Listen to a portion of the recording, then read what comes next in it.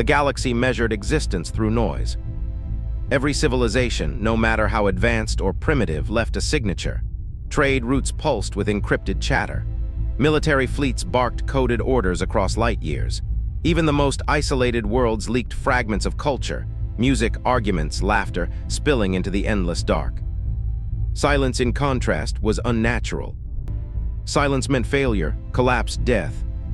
That was why the monitoring stations noticed it almost immediately.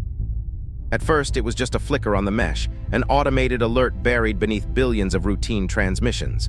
A minor anomaly, signal loss from a high-output node. It wasn't unusual. Systems failed. Relays glitched. But this node wasn't just any system. It was Earth. For centuries, humanity had been one of the loudest presences in known space. Not because they had the most powerful technology, but because they used it constantly and without restraint. Where other species valued efficiency and precision, humans flooded the mesh with raw, unfiltered existence. They broadcast everything. Art, war drills, personal messages, open debates, entire networks dedicated to humor that made no sense outside their own species. Their signals overlapped, collided, contradicted each other, and yet somehow formed a chaotic identity that no one could ignore. Even species that despised humans admitted one thing. You always knew where Earth was, because you could hear it. And then suddenly you couldn't. The first system pinged Earth for confirmation.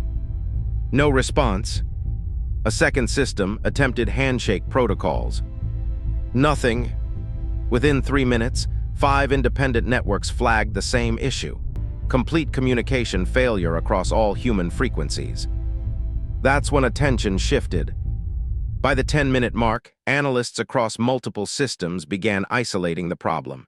It wasn't a relay failure. It wasn't interference. It wasn't localized disruption. It was total. Every known human signal, civilian, military, encrypted, black channel, had vanished at the exact same moment.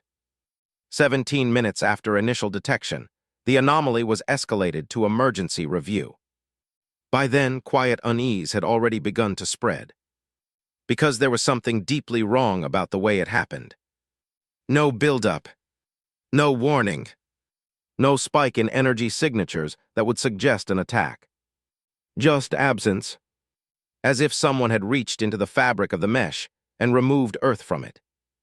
In the core systems, high-level observers gathered in silence as the data streamed in.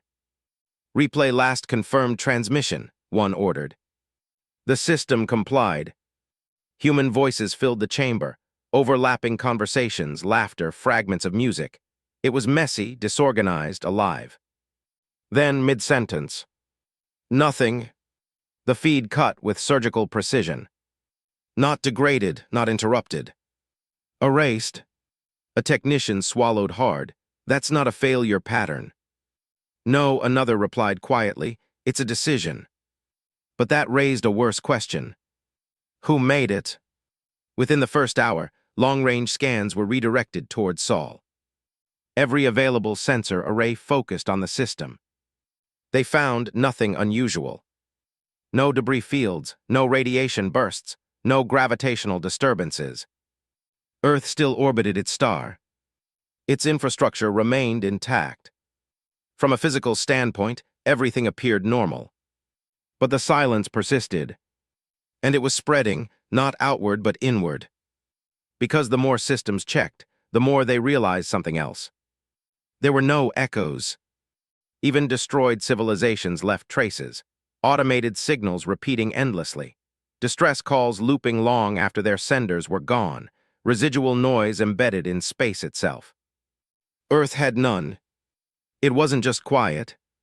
It was clean. That was when the historians were consulted. Records were pulled from deep archives, events most civilizations preferred to forget. There had been 3 previous incidents of total signal disappearance. 3 entire species had gone silent without warning. Each time, observers had assumed catastrophic destruction. Each time they had been wrong. Because when exploration teams finally reached those systems, they found no signs of battle. No corpses. No ruins. Just empty worlds. And something else. Silence that felt deliberate. The realization spread slowly at first, then all at once. Earth hadn't been destroyed. It had stopped. By the 6th hour, panic was no longer contained to analysts and officials. Civilian networks began to pick up fragments of the anomaly. Questions spread. Speculation turned into fear. And through it all, one truth became impossible to ignore. Humans did not go quietly. If humanity had chosen silence, then silence was a weapon. By the 9th hour, fleets began repositioning, not toward Sol, but away from it. Trade routes rerouted. Communications reduced. Broadcast strength lowered across entire regions. Not by order, by instinct. Because somewhere deep in collective memory, every species understood something they couldn't fully explain. When predators go silent, it isn't because they're gone. It's because they're hunting. And Earth, loud, chaotic, impossible to ignore Earth, had just become the quietest place in the galaxy, which meant something had forced it. Or worse, something had taught it how. And whatever could do that to humanity was still out there. Listening, the file should not have existed. Yet the moment Earth went silent, it surfaced, pulled automatically from a vault so deeply buried that only emergency protocols could access it. Multiple governments received identical copies at the same time, each stamped with the same classification. Final outbound transmission, Sol system. Timestamp, 2.3 seconds before total silence. No one spoke as it was opened. Across the core systems, in hidden command centers and observation chambers, leaders, analysts, and machine intelligences prepared themselves for what they assumed would be a distress call. A warning. A scream. Instead, they got something far worse. The recording began with static, not chaotic but tight, compressed, as if something was constraining the signal. Then breathing. Close, human. Unsteady. A voice followed, cutting through the interference. If anyone's receiving this, you need to listen carefully. The speaker was male, adult, trained. There was discipline in his tone, but underneath it, something strained against control. "This isn't an attack," he said. "It's not a system failure, The signal warped. Not like corruption. Like resistance. As if something else was pushing back against the transmission itself. For a fraction of a second, the audio layered. 2, maybe 3 versions of the same voice slightly out of sync. Then it snapped back. "We were wronged." Silence stretched. Not empty silence, pressured silence. Like the absence of sound was being held in place by something unseen. "We thought we understood the dark," the voice continued, quieter now. "We thought we were the loudest thing in it." The static pulsed again, sharper this time. Behind it, something else began to emerge. Faint, unclear, but undeniably present. Whispers. Not one voice. Many. Thousands, perhaps. Speaking over one another, each slightly delayed, slightly misaligned, creating a shifting, almost rhythmic distortion that made it impossible to isolate any single word. Several observers instinctively lowered the volume. It didn't help. The whispers seemed to sit under the audio, not on it, like they weren't part of the signal but something bleeding through. The human voice returned, strained tighter now. "But something heard us." A pause. Longer this time. As if the speaker was listening to something no one else could hear. "It doesn't hunt the way we expected," he said finally. "It doesn't move like a fleet, it doesn't cross distance." The whispers grew slightly louder. Still incomprehensible. Still layered. "It doesn't come from outside," the voice continued. "It doesn't need to." A sharp crack tore through the transmission, like a spike but cleaner. "Intentional. Then, it moves through. Cut. No fade. No distortion. No static. Just absence." The recording ended with a precision that chilled every system analyzing it. Because signals didn't end like that. Not naturally. Even catastrophic failure left traces: degradation, noise, fragmentation. This was none of those things. This was removal. Across multiple systems, the recording was replayed. Again, and again, each time the same pattern emerged. The whispers were not consistent. They changed slightly with each playback. Not in volume. In structure, subtle shifts in timing, alignment, overlap. As if they were adjusting. Learning. A senior analyst in one of the core observation chambers leaned forward, her voice barely above a whisper. Pause it at the final frame. The system complied. Silence filled the room.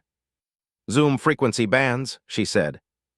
Data expanded across the display, layers of audio broken into spectral components. At first glance, it looked like noise. Then someone noticed it. A pattern, not fixed, not stable, but repeating. A rhythm hidden inside the chaos. Is that encoded? Someone asked. No, the analyst replied slowly. It's not encoding. She hesitated, then finished. It's alignment. The room went still. Alignment with what? Another voice demanded. No one answered immediately. Because the implication was already forming, and no one wanted to be the first to say it out loud. The final transmission wasn't just a warning.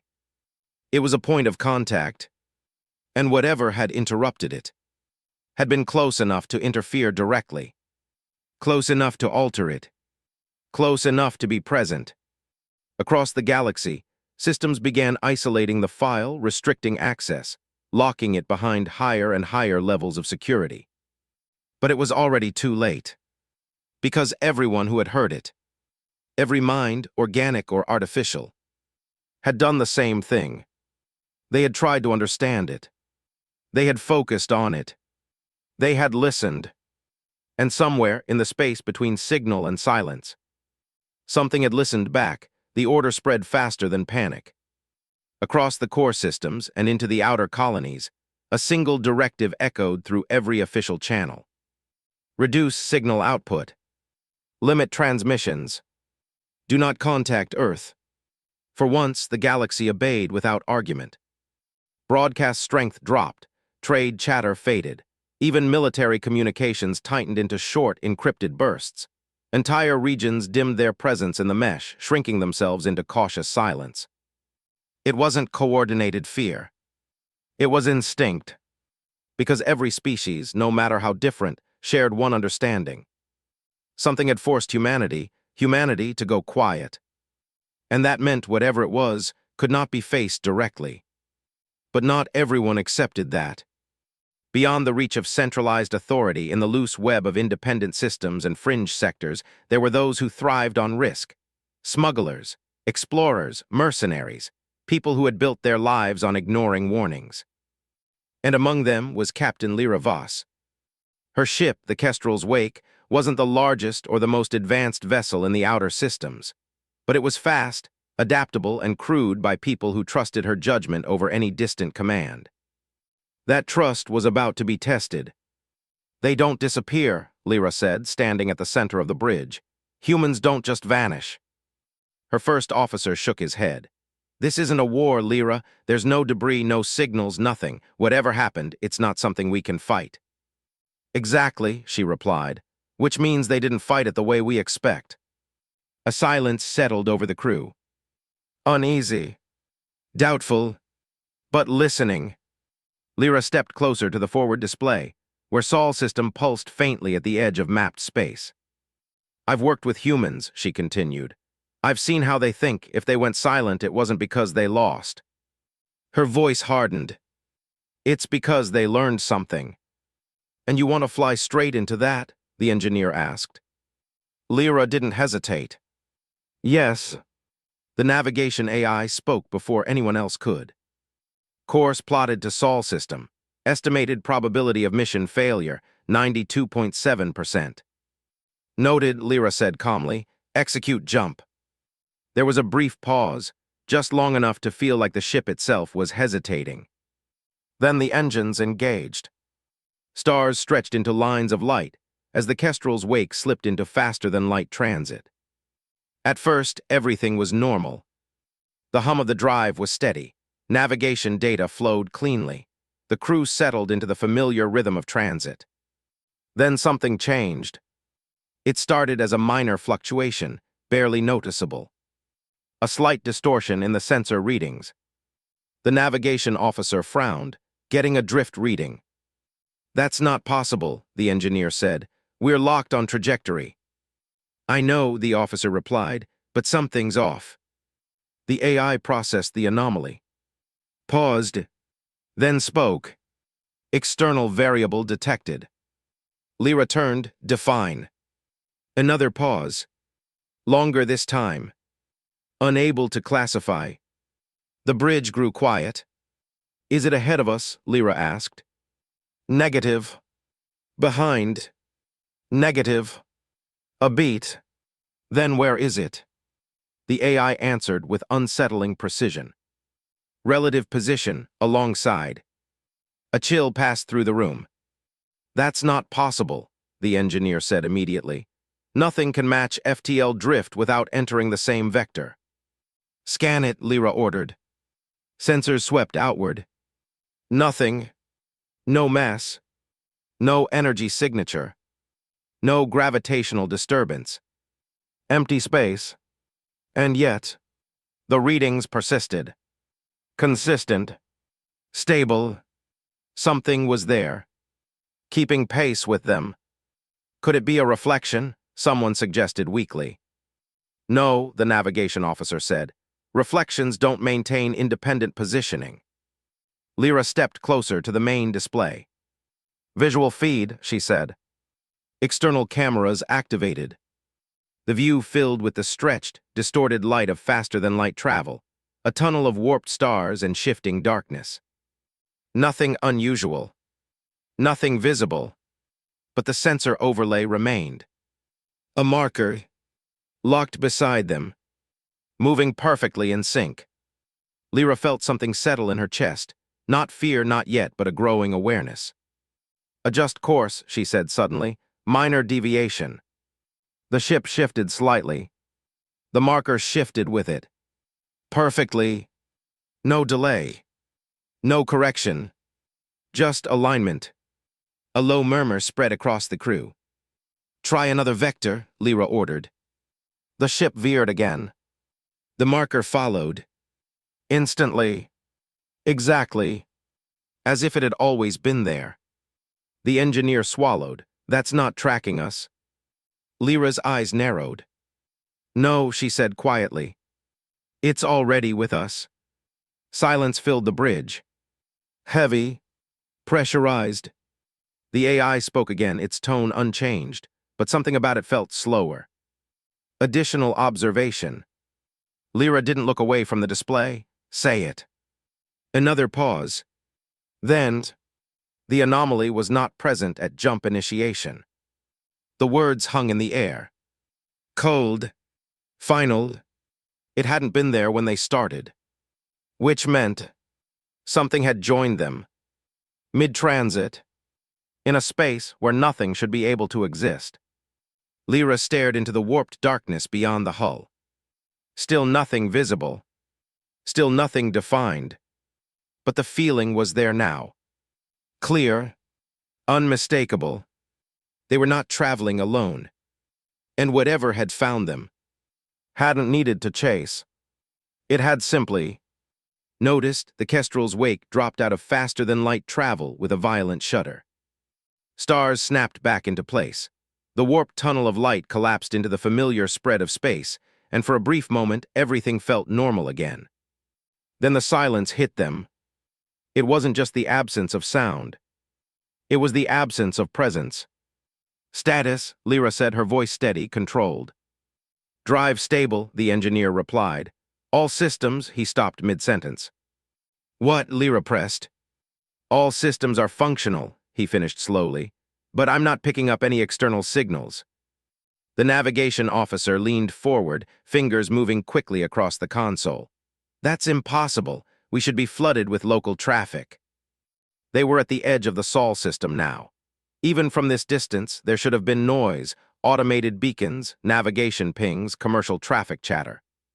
Instead, nothing, not even static. Run a full-spectrum scan, Lyra ordered. Sensors expanded outward, sweeping across space. The results came in almost instantly. No anomalies, the AI reported. Lyra frowned. That's not possible. I agree, the AI replied. Her jaw tightened. Clarify. A pause. Then, all expected structures are present. No detectable damage, no active transmissions. The main display shifted, zooming toward the inner system. There it was. Earth. Blue-white hole. Cloud systems moved slowly across its surface. Oceans reflected sunlight. Orbital platforms circled in perfect formation. Everything looked exactly as it should. Except for one thing. Nothing moved with purpose. No traffic, the navigation officer whispered. No launches, no station activity. Zoom in, Lyra said. The image tightened, past orbit, past satellite arrays, down toward the surface. Cities came into view. Massive, dense, sprawling. And completely still. No air traffic. No shifting lights. No visible motion in streets or structures. It looked like a recording paused mid-frame. Are we seeing a delayed feed? Someone asked. No, the engineer said. This is real time. Lyra leaned closer, her eyes scanning the frozen landscape. There should be something, she muttered. Even if they shut down signals, movement, heat signatures, anything. Thermal scans are active, the AI said. And another pause. Minimal variance detected. What does that mean? It means, the engineer said quietly, nothing's changing. A cold realization settled over the bridge. Earth wasn't dead. It was static. Then, a faint crackle broke the silence. Every head turned toward the audio panel. Did you hear that? The comms officer asked. Hear what? Lyra said. That, he replied, adjusting the gain. At first, there was nothing.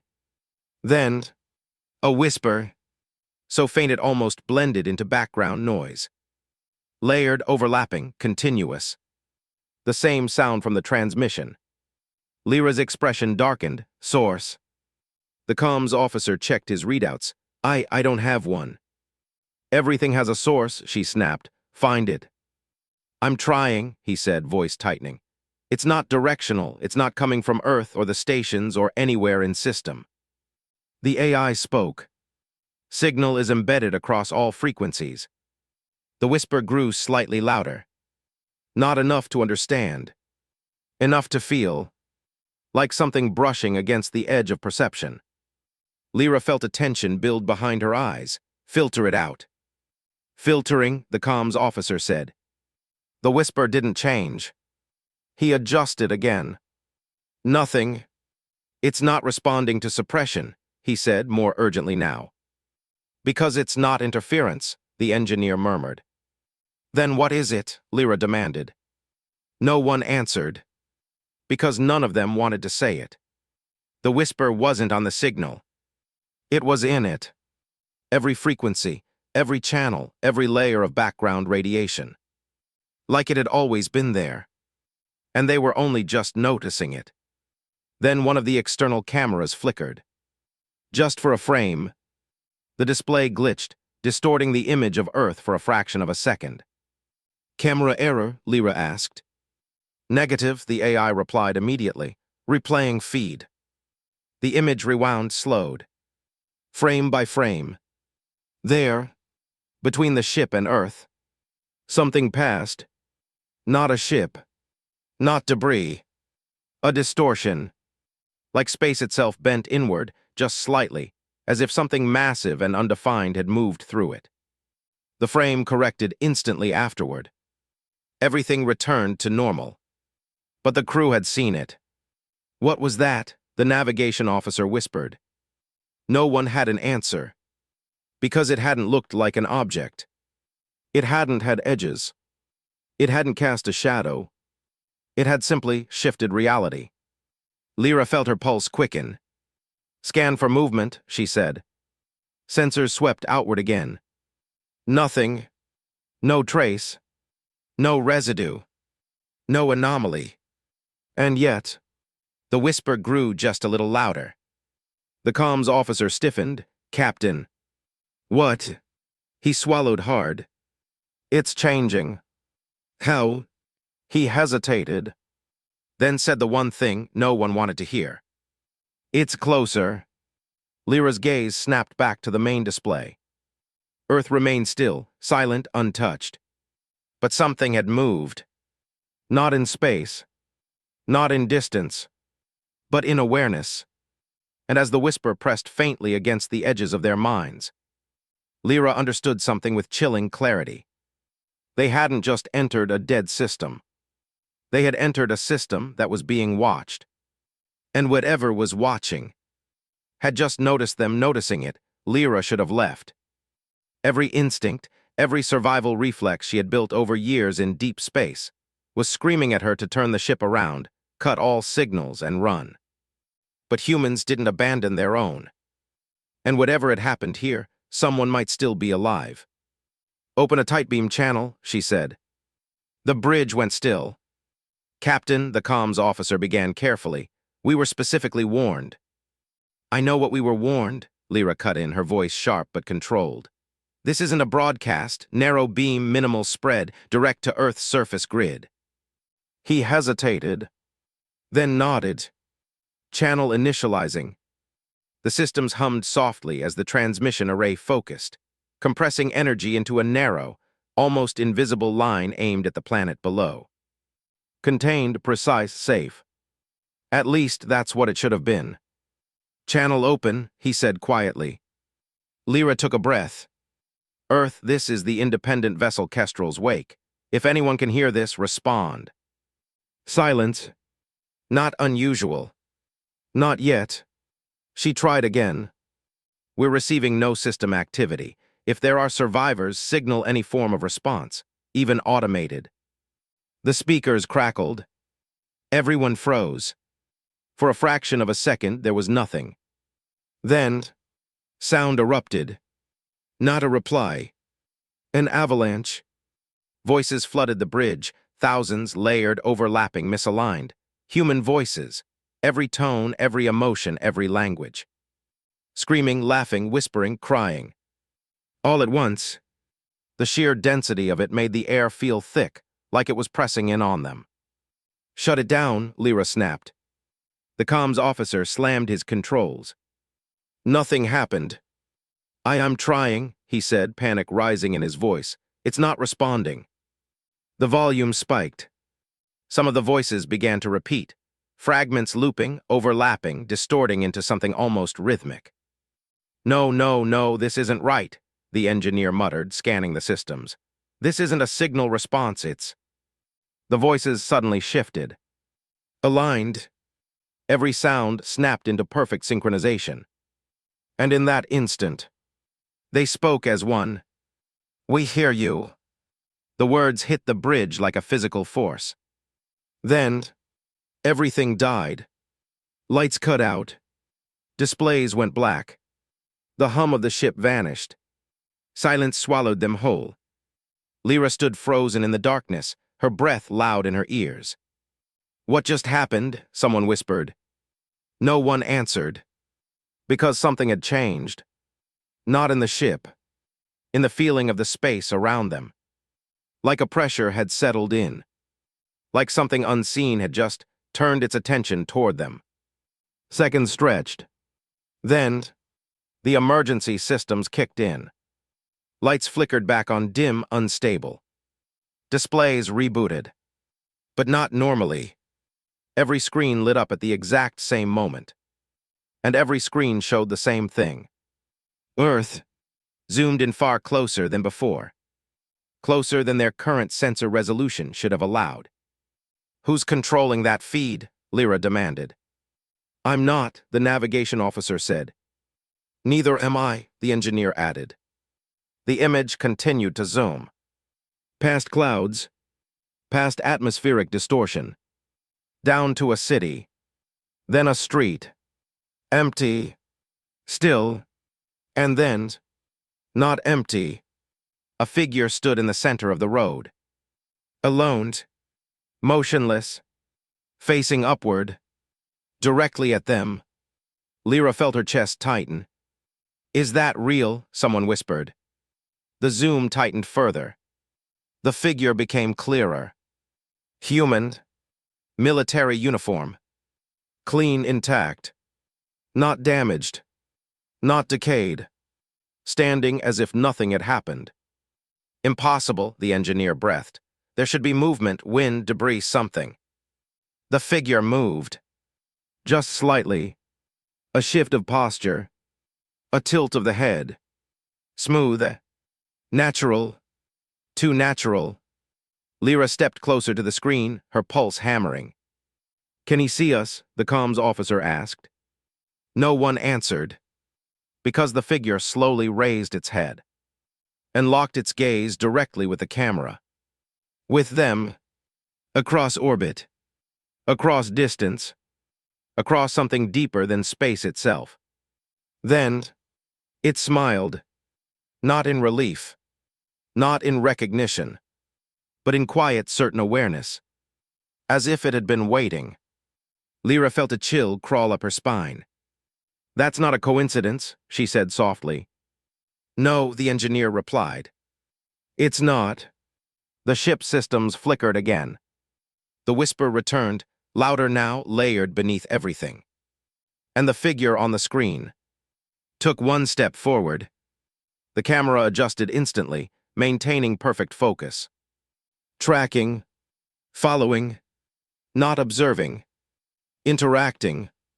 Lyra's voice dropped to a whisper. "Tell me that's just a feed." No one spoke, because deep down, every single person on that bridge understood the truth. That wasn't a recording. That wasn't delayed transmission. That wasn't even normal communication. Whatever stood on that street was looking back at them, and it hadn't needed a signal to do it. The figure didn't break eye contact. Even through layers of distance, even across systems that shouldn't allow real-time interaction, it held their gaze with impossible precision. Then it spoke. Finally, the man said, voice calm, steady, "Someone came." The audio didn't pass through comms. It came through everything. Every speaker, every console, even the faint hum of the ship seemed to carry his voice. Lyra stepped forward. "Identify yourself." The man's head tilted slightly, like he was considering the question more deeply than necessary. "Lieutenant Aaron Hale," he replied, "Earth Defense Command." His uniform matched, his tone matched. But something underneath didn't. Something off. "What happened here?" Lyra asked. Hale didn't answer immediately. Instead, his eyes shifted, not to another screen, not to a distant object, but slightly past the camera. Like he was aware of something behind them. "You came after the silence," he said quietly. "Yes," Lyra replied. "We detected total signal loss, no activity, no response, we thought." "That we were gone," Hale finished. A faint smile touched his face. "You weren't wrong." The whispering grew louder.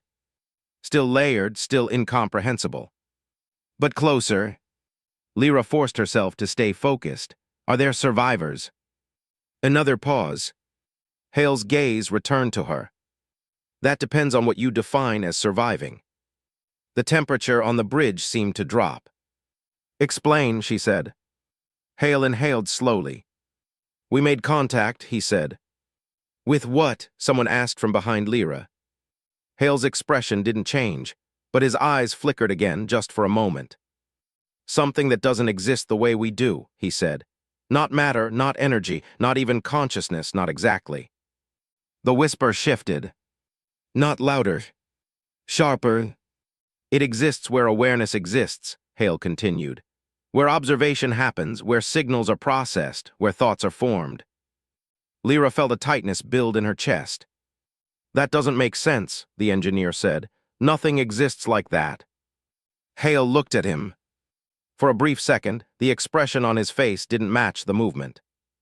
Like two layers misaligned. "It does now," he said. Silence followed. Then Lyra spoke again, more carefully. "The transmission we received," she said. "The last message, you said it doesn't move through space." Hale nodded slowly. "Because it doesn't need to." The whispering intensified, pressing faintly against the edges of perception. "We thought we were broadcasting into emptiness," Hale said. "That distance protected us. That space was a barrier." He shook his head. "It is." "Then what is it?" Lyra asked. Hale's smile returned. But it was thinner now. "Colder." "It's a medium," he said. "For what?" "For it." The lights flickered. Across the bridge, systems glitched, momentary distortions, small but noticeable. Lyra clenched her jaw. Then why shut everything down? Why go silent? Hale's eyes locked onto hers again. And this time, there was no flicker. No hesitation. "We didn't shut down to hide," he said. A pause. "To starve it." The words hung heavy in the air. "It feeds on attention," Hale continued. "On signals, on recognition. The more something is observed, the more defined it becomes, the more it exists." The engineer stepped back slightly. "That's not possible." "It wasn't," Hale replied. "Until we proved it." Lyra's pulse quickened. "Then why are you still here? Why are you talking to us now?" Hale didn't answer immediately. Instead, his expression softened, almost regretful. "Because you already made contact," he said. The whisper surged. For a moment, it almost sounded like words. "Almost." "You transmitted," Hale continued. "You listened, you focused on it, you tried to understand." Lyra felt the realization hit her like a physical blow. "No," she whispered. Hale nodded. "Yes." The screens flickered. For a split second, his image distorted, stretching, overlapping, then snapping back into place. When he spoke again, his voice wasn't alone. It was layered. Multiple tones, slightly out of sync. "You told us you were here." The crew froze. The whispering aligned beneath his words, forming a low, constant hum. "That's not you," Lyra said, her voice tight. Hale's smile widened.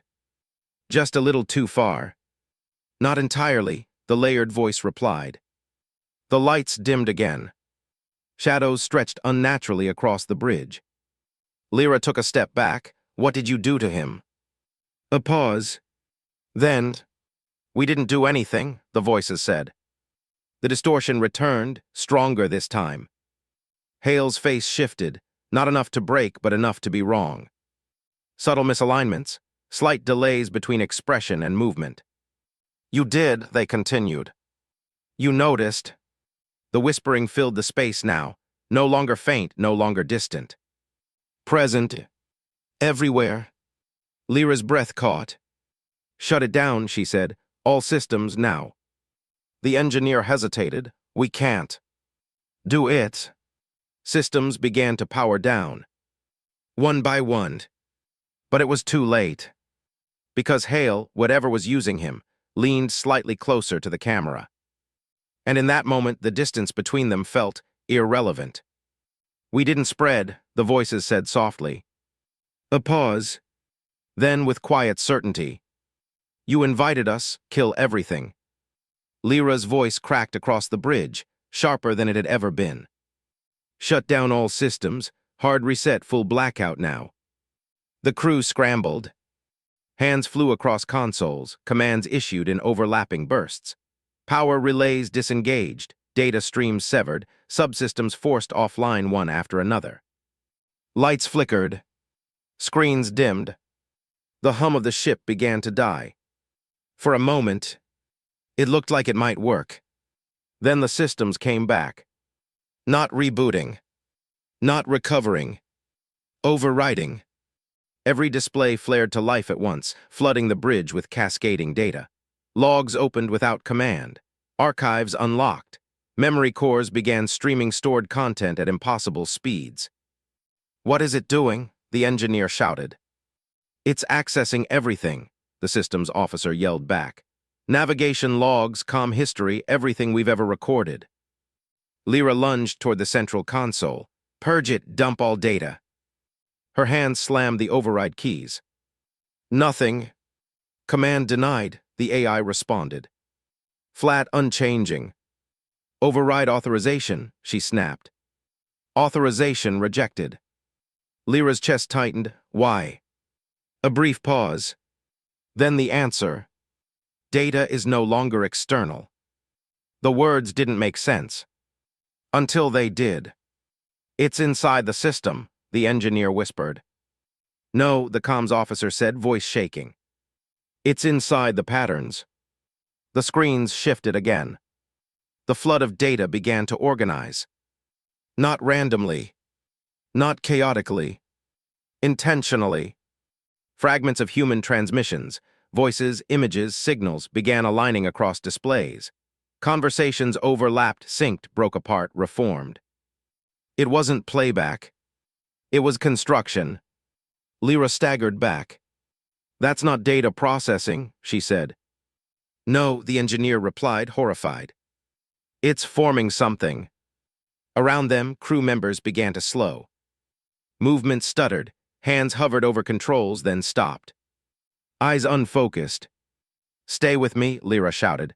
Don't look at the screens, focus on me. Some turned toward her. Most didn't. They were listening. Not to the speakers. Not to any single source. But to something deeper, something threading through the noise, connecting every fragment into a single, growing presence. The whisper was gone. In its place, clarity, not full, not complete, but enough. Lyra felt it brush against her mind. Not forcing its way in. Waiting, offering, like a thought just on the edge of being understood. She clenched her fists. No. The navigation officer spoke, without looking away from his console. It's not attacking, he said softly. It's learning. A chill ran through the room. From what? Someone asked weakly. From us, he replied.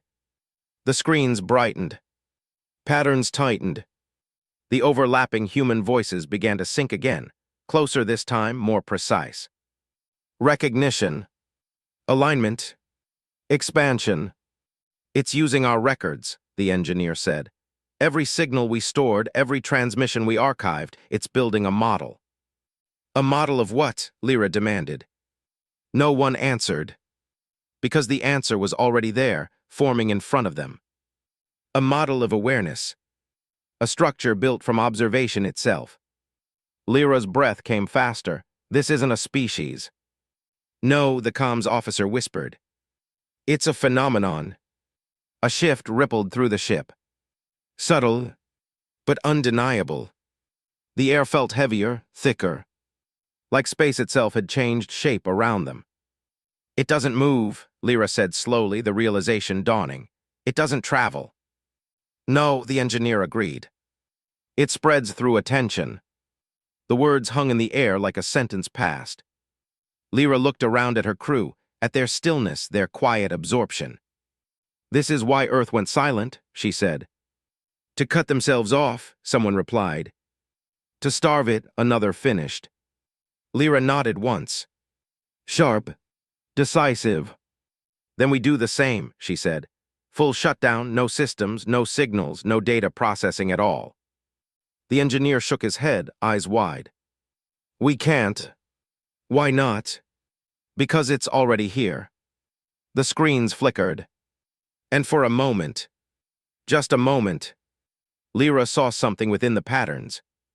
Not a shape, not a form, but an intention. Something looking back.